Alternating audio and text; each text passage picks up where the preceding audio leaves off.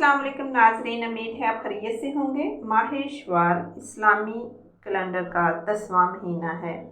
ये माह रमज़ान के बाद आता है और इसमें से शव्वाल का पहला दिन ईद उल फितर के रोज़े के बाद आता है।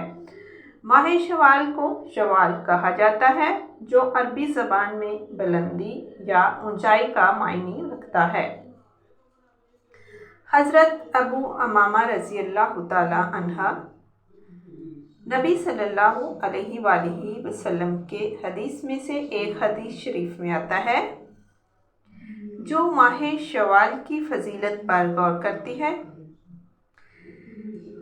इस हदीस में नबी सल्लल्लाहु अलैहि वसल्लम फरमाते हैं, रमज़ान, जो शख्स रमज़ान के रोज़े रखे और इसके बाद शव्वाल के 6 रोज़े रखे, वो हमेशा रोज़े रखने वालों के रोज़ों की मसल है।